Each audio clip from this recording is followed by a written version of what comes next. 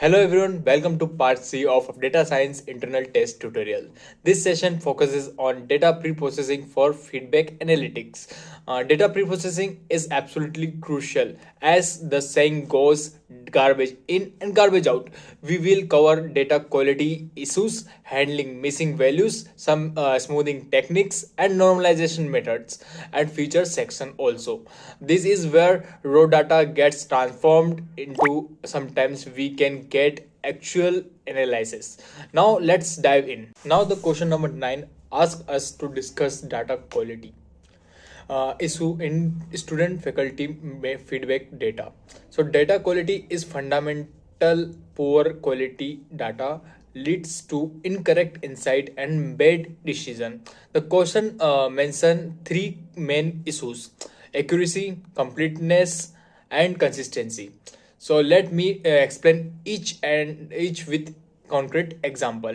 So first is accuracy. So accuracy means how correctly the answer represents real world value. Imagine a student is very satisfied with the faculty member and intend to rate them 9 out of 10, but incidentally type 2 instead. This is an accuracy issue.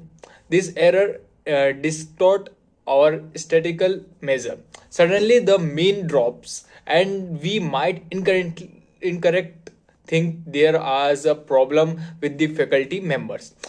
We can detect the accuracy issue using range check, statistical outline detection, and validation rules. So second is completeness. So the completeness, this refer to the whether all required data is present. A common example is when student skip optional text and feedback field. Maybe 30% of students don't fill in the additional comments section. This is create bias in our analysis, because we are only hearing from students motivated enough to write comments, so we might miss the silent majority options. We detect completeness issue by counting null value and measuring response rated for each field. And the third is consistency. Consistency, data value should not contradict each other. Here is the real example. Student rates teaching quality as 9 out of 10, suggesting they are very happy, but then rates overall satisfaction as 2 out of 10.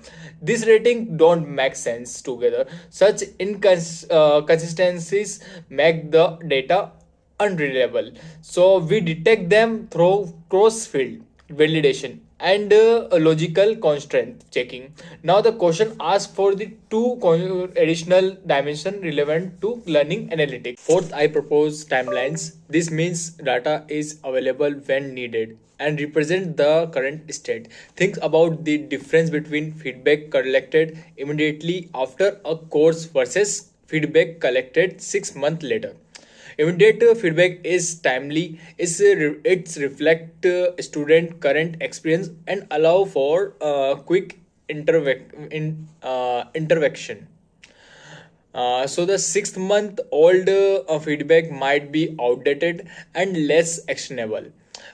In learning analytics, timelines enable real time course correction. So fifth is I propose validity. Validity means data conform to expected format types and domain rule. For instance, a rating should be a number from 1 to 10. But what if a student enter the world the excellent, instead the system can't process this? So what if someone enter 15 when the maximum is 10? So there are the validity issue. Ensuring validity is essential for automated processing and statistical analysis. For 5 dimensions: accuracy, completeness, consistency, timeless, and validity work together to ensure high quality learning analytics that lead to meaningful insight and actions. So now the question number 10 is about handling missing value in student feedback data. Missing value is extremely common in real world data set. So knowing how to handle it properly in critical. So let me walk through 6 common approaches to fixing it. So first, ignoring tuples, also called listwise deletion. So this means if any value missing in a record, we just delete the entire record. When should we use it? So mainly we use only when missing data is rare, say less than 5% and appear to the random. The advantage is simplicity.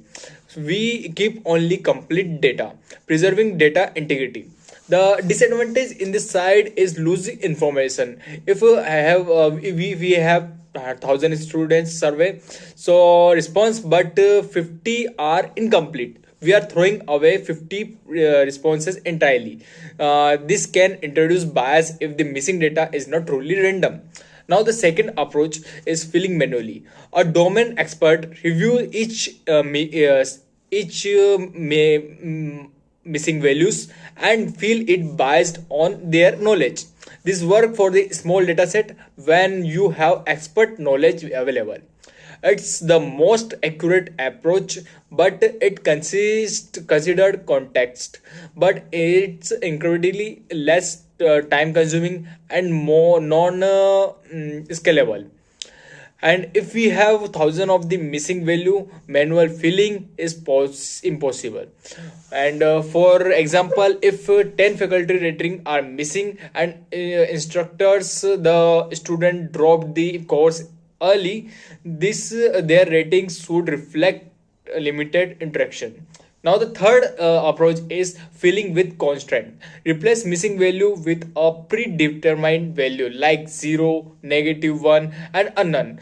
And when do we use this? So mainly we use this when the absence itself has meaning. For instance, if a workshop attendance is optional and someone didn't respond, we can assume that they didn't attend, so we fill with 0. The advantage is speed and the fact that we expertly marks absence. The disadvantage in this is distort aesthetics suddenly or mean might shifted because of all these zeros.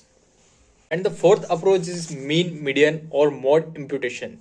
This is very common. Replace missing value with the central tendency of the attribute.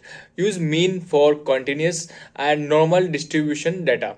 Use median for skewed data or data with outlier.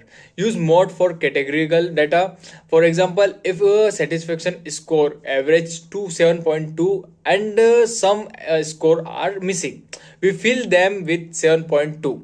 This is easy to implement and maintain sample size. However, it reduces variance in our data and ignore relationship between variables. And the fifth is class specific imputation. Instead of using the overall mean, use the mean of the specific subgroup.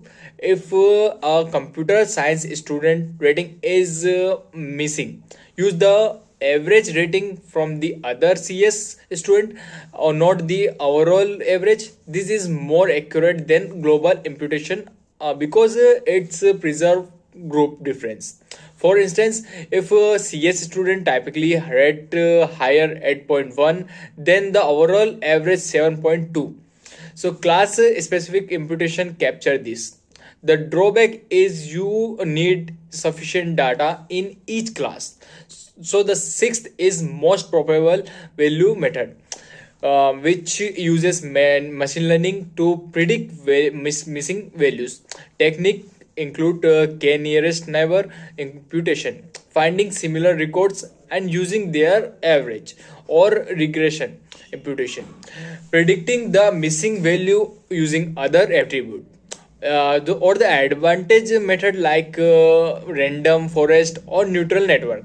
For example, we might predict missing technical teaching quality using course difficult, workload, and responsiveness rating.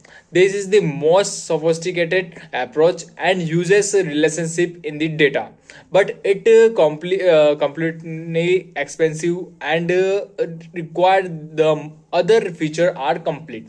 My recommendation for the small missing rate under 5%, we use mean and median imputation. For moderate rate between 5 and 20%, use class specific or KNN imputation. For large data over 20%, either we use sophisticated predictive and method, or better yet try to collect more data.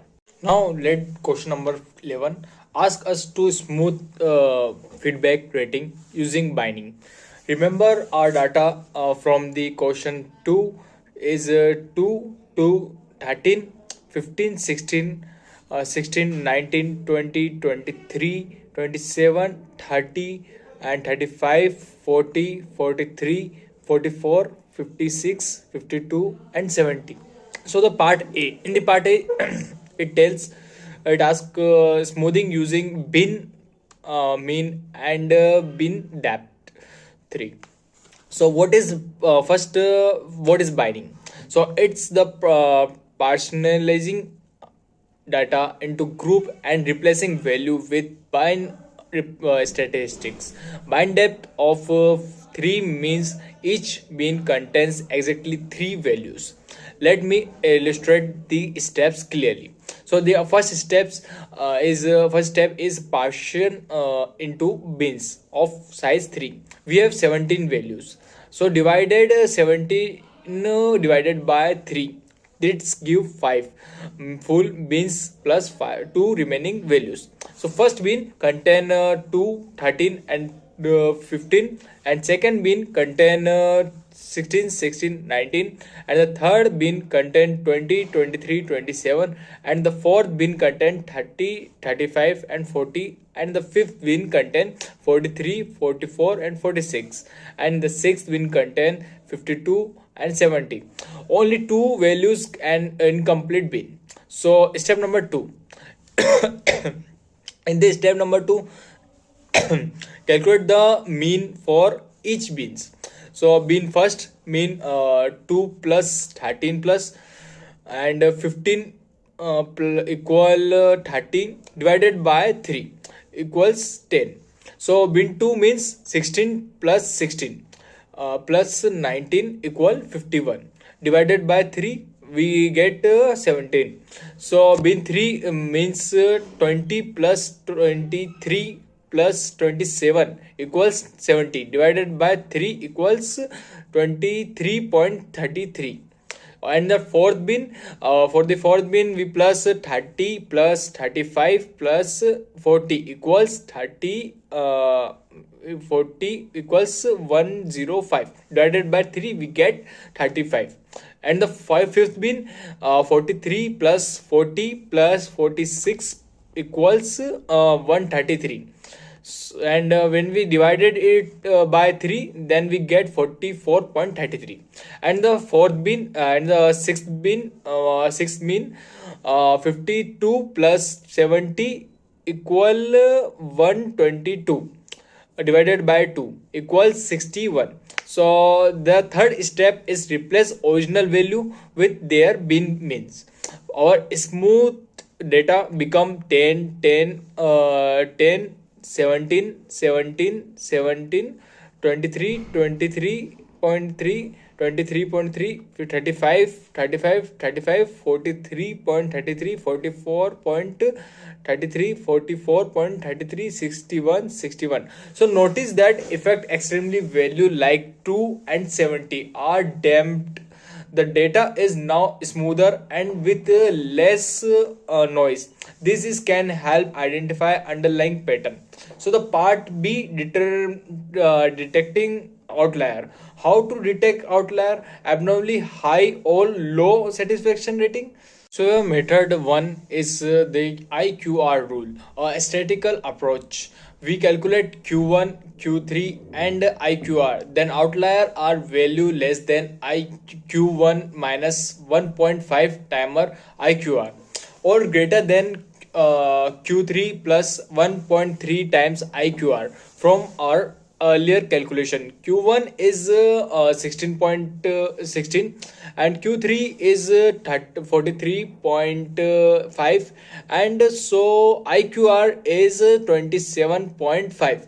The lower bound is 16 minus 1.5 times 27.5, which is negative 25.25. The upper bound is 43.5 plus 1.5 timer times 27.5, which is 84.75. By the rule, the value 2 is usually low but technically within bounds, and 70 is also within bounds but visually seem extremes. Method 2 is the Z score approach. Calculate the mean and the standard deviation, the find outlier where the absolute Z score is greater than 2 or 3, with the mean 30.06 and SD of the about 18, means as standard deviation. The Z score for 2 is negative 1.56, not extreme. The Z score for 70 is 2.22. The qualifier as a moderate outlier. So the method 3 is a visualization. Use a box plot to show value beyond whiskers. So scatter plot for visual identification, or histogram to show unusual spikes. Method 4 is domain knowledge.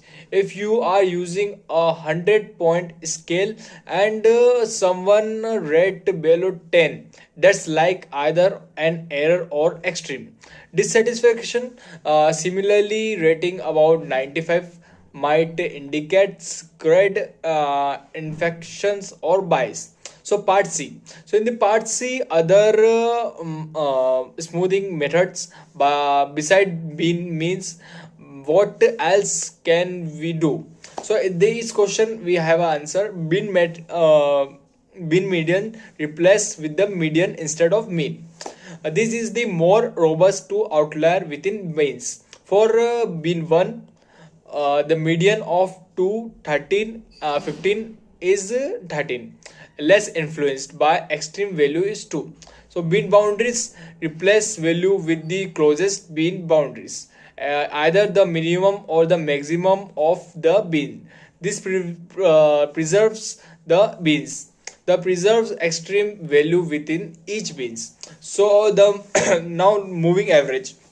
Now the moving average use a sliding window where each value is replaced by the average of itself and its neighbor.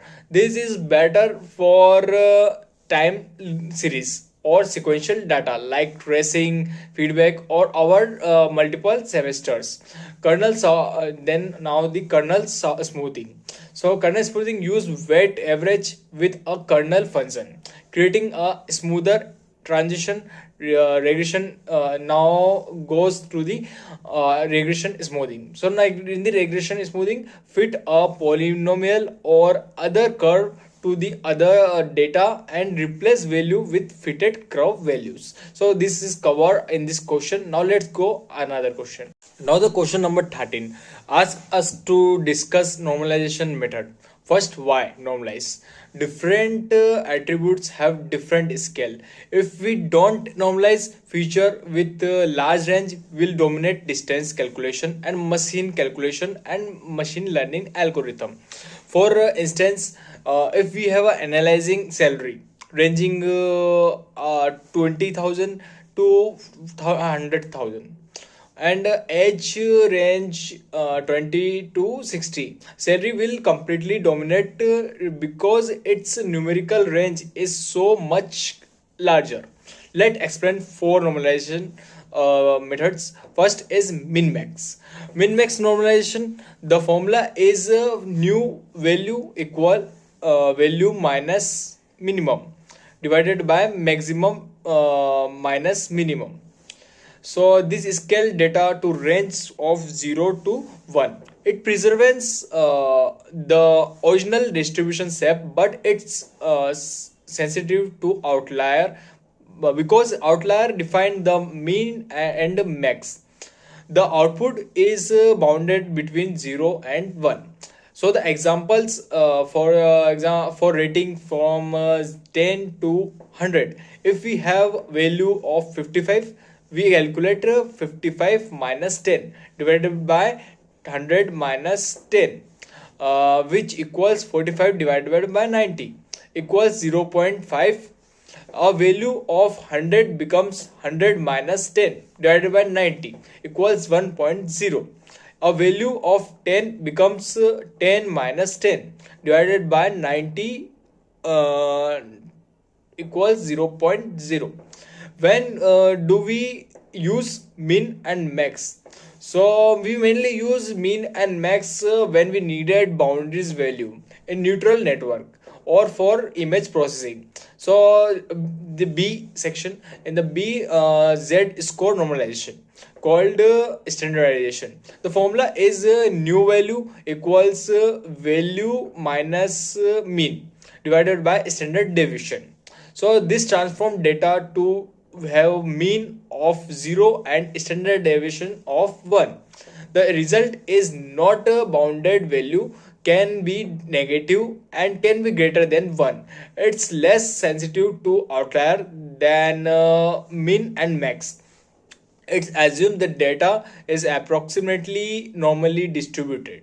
Now the C part, Z score using mean absolute deviation or MED. The formula is similar. Value equal value minus mean divided by MAD, where MAD is mean of absolute deviation from the mean.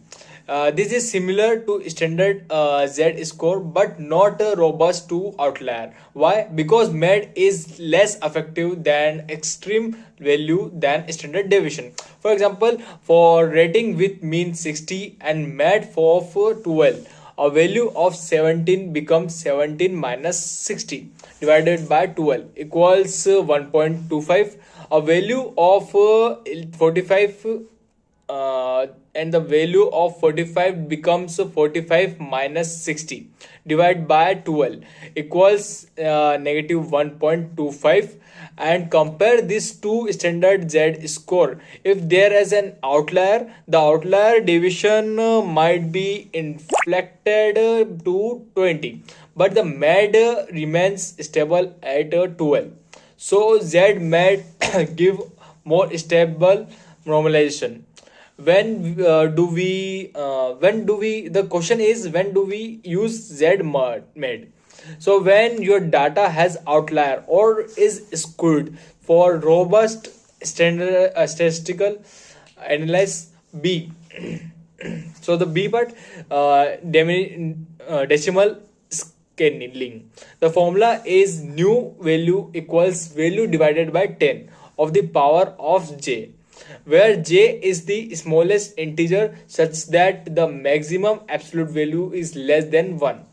So the simply move the decimal point to normalize. It preserves sign and relative magnitude. Output is bounded by negative 1 to positive. So the example for rating for ratings from 10 to 100, the maximum absolute value is 100, where we need j equals 3 because 100 divided by 10 cubed equal to 0.1, and which is equal than 1. So a value of 55 becomes 55 divided by 1000, we equal to 0.055, and a value of 100 becomes 0.100, and a negative value like 25 becomes negative minus negative 0.025 when we use decimal scaling. So the question is, I have an answer. When you want a simple reversible transformation that maintain ordered and proportionals to summarize minimum and maximum, give you value from 0 to 1, good for neutral, network, good neural network, and Z score give unbounded value with mean 0, good for normally distributed data, and Z med is robust for outlier, and decimal scaling is simple and reversible. Now, the question number 14. Gives us the faculty workload value in hours per semester, where the data is 200, 300, 600, and 1000. We need to normalize using the method from question 13. So mean first is min max. So in the min max, normalization is from 0 to 1 range. The formula is value minus minimum divided by maximum minus minimum. Minimum is 200, maximum is 1000, so the range is 800. And similarly, we do this type of approach for 200, then we get 0 0.0, and for 300, then we get 0 0.125, and for 0 400, then we get 0 0.25, and 0 not 0 0.4600, then we get 0 0.50, and for 1000, then we get 1.00. For normalized data is 0 0.00, 0 0.125, 0 0.25, and 0 0.50, and 1. Notice that 600 Hz is exactly that the midpoint of the overload range 0 0.5. So B. And the B part, Z score normalization. First is we calculate the mean. 200 plus 300 plus 400 plus 600 plus 1000 divided by 5 equals 2500, divided by 5 equals 500. For standard deviation, we calculate deviation negative 300, negative 200, negative 100, and 100, 500. Squared them, then 19,000, 40,000, 10,000, 10,000, 25, 0, 0, 0, 0. The sum is 4, 0, 0, 0, 0, 0, 0. Then divided by 5 equals. Then 80,000. Standard deviation is square root of 80,000, when we get approximately 282.84. So note that the problem state is sigma equals 12.94, which seems incorrect. Based on this data, I will use the calculated value A of 282.84.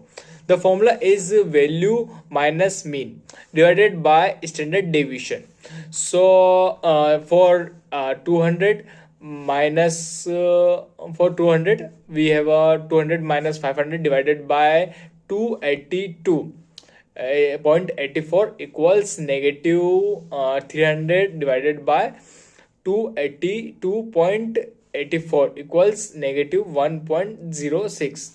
For 300, we get similarly this approach, minus 0.71, negative 0.71, and for 400, negative 0.35, for 600, positive 0.35, for 1000 minus, we get overall 7.77. For our normalized data is negative 1.06, negative 0.71, negative 0.35, 0.35, 0.77. So the value of 1000 Hz is 1.77, standard deviation above average. That's a heavy workload. For C part, decimal scaling. So the formula is value divided by 10 to the power of Z. We need to find Z such that the maximum value becomes less than 1. Maximum is 1000. Let's try. 1000 divided by 10 to the first power equal 100, not less than 1, divided by 10 squared equals to still not less than 1 divided by 10 cubed equal 1, still not less than 1 divided by again 10 to fourth power equals 0.1. Yes, it's less than 1, so j equals 4. For 200 we have a equal 0.0200. For 300 we have a 0.0300, and for 400 we have a 0.400, and for 600 we have a 0.0600, and for 1000 we have a 0.1000. Simply simple decimal shift, easy to reverse by multiplying by 10,000. So the D part is which method is most approximate and why. So in this question we have an answer. For faculty workload data, I believe min max normalization to 0 to 1 range is the most approximate. Here is my reasoning. First, it's highly interpretable, and 0 means minimum workload and 1 means maximum workload, and value in between, so relative position. A value of 0.5 means you are right in the middle of the workload range. And the second workload is naturally bounded, it can't be negative, and there is a practical maximum. And the third is it's enable fair comparison, it's easy to compare faculty. Someone at 0.5 is at the midpoint, and someone at 0.8 is the higher range. So fourth is work well for visualizing in dashboard and report progress bar and heat map. Use 0.07 scale naturally. So fifth, it doesn't assume any particular distribution. So workload might not be normally distributed. There might be many people at low or high extreme. So why not Z score? So it might give negative value, which are less intuitive. What does negative 1.0 hours mean to a non-technical person? So also Z score assume normal distribution, which workload might not follow. So the why not decimal scaling? So they have a answer value like 0.02 versus 0.10 don't immediately convey meaning without context. So my recommendation is min maximum for its intuitive interpretation, and the natural fit and bounded workload data. So now let's finish the question number 17 and 18. So the question number 17 asked us to partition project evolution score into binds. So the data is 5, 10, 11, 13, 5, 35, 50, 55, and 72 and 92, and 204 and 215. So A part, equal frequency partitioning called equi depth. So each beans has approximately equal number of value. Each 12 value for 4 beans, we get 12 divided by 4 equal 3 value per bin. So the first bin is 5, but 10 and 11 range from 5 to 11. And the second bin 13, 15 and 35 range from 13 to 35. And the third bin 50, 55 and 72 range from 50 to 72. And the fourth bin 92, 205, 204 and 215 range from 92 to data. Notice that equal to count of 3 in each bin, but varying bin width.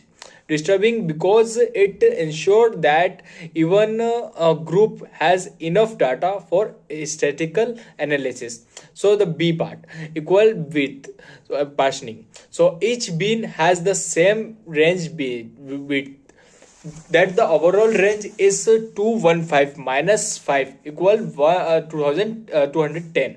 divided by 4 means give width 52.5 means 1 5 to 57.5 contain 5 10 11 13 15 35 and 50 and 55. That's 8 values. So bin to 57.5 to 110 contain 72 92 and only 2 values, and bin 4 it's 110 to 162.5, it's empty, 0 value, and bit 4 162 to 215 contain 0 204 215, only 2 values. So see the problem. I think you see the problem. We have equal width of 52.5 but very unequal count. Some bins are empty. This happen when data is skewed or has outlier. Skewed or has outlier means equal width is sensitive to the data distribution. So C part is clustering. Use data learning. In the machine learning algorithm like k-means to group similar values with k equal 4. So k means might produce cluster 1.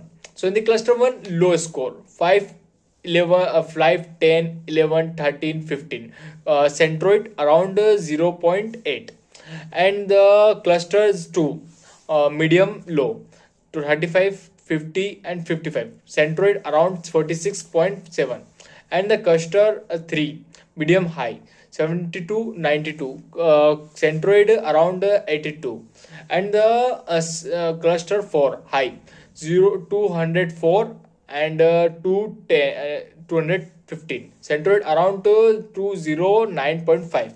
This is the data driven. The algorithm find natural grouping by minimizing with the cluster variance. It discover patterns rather than imposing attributes boundary. Which method is best? So according to me, and clustering is the most meaningful because it's group truly similar score together based on the data itself. Equal frequency is good for maintaining statistical power in each groups. And equal width is simple but can fail with skewed data. So the question number 18 ask us to summarize attribute selection techniques using a flowchart. There are three main approaches. For the first is forward selection. Start with an empty feature set. Add one feature at a time, selecting the feature the most improving model performance. Repeat until no improvement or you reach the maximum number of feature. The process is the being with no feature. Test each feature individually. Add the best one, say technical quality. Now the test all the remaining feature in combining with technical teaching quality, and at the next best maybe responsiveness. Continue until performance plateau. So the pros is computationally effective, good when few features are relevant, and build interpredictable model. So cons is can miss feature interaction, use a greedily approach, then might not find the global optimum, and use forward selection when you expect a small number of important feature. So the B part. So in the B part, backward elimination. Start with all features. Remove one feature at the time. Remove the feature whose deletion at least affect performance. Repeat till until performance degrade significance. So the process begins with all the 20 features. Remove the least important. Test performance. If still good, remove the next least important. Continue until performance drop. So the pros is consider all feature interaction initially better for high performance feature set. So the cons is computationally expensive since you start with everything. Risk of overfitting initially, but use backward elimination when you expert many relevant feature with complex interactions. So and the C is hybrid method, also called stepwise selection. Combine forward selection and backward elimination. Add feature in a forward steps. Remove features in a backward steps and repeat until the model is stable. So the process start with an empty set or all features. Add the best feature, then check if an existing feature should be removed. Keep adding and remove until no change improve the model. So the pros is more robust than pure forward or backward. Can correct earlier mistake, balance explorations and exploitations. So cons is more complex and long computations time and might oscillate between adding and removing. Use the hybrid method when feature relationship are complex and unclear. For feedback analysis, I recommended a hybrid method because feedback data has complex interactions. Teaching quality affects satisfactions, which affects overall rating. Overload interacts with difficult. These interactions mean we need to flexibility to both add and remove feature. We can learn more about the data structure. So and that complete part C, we covered a huge amount of material. So in this we have a question 9, data quality dimensions. Question 10, 6 approaches to handle missing value. Question 11, data smoothing with binding and outlier detection. And question 12, 3 measure data interaction. And question 13, 4 normalization method. Question 14 to 15, applying normalization to real data. And question 16, computing correctional that between ages and productivity. And question 17, 3 binding methods. And question 18, 3 feature selection approaches. So data processing is the foundation of good data science. As the saying goes, garbage in and garbage out. Spend times on quality pre-processing and your analysis will be much more reliable and insightful. I hope this was helpful, and I think this material will impact your learning. And thank you for watching, and don't forget to like and subscribe to upcoming videos.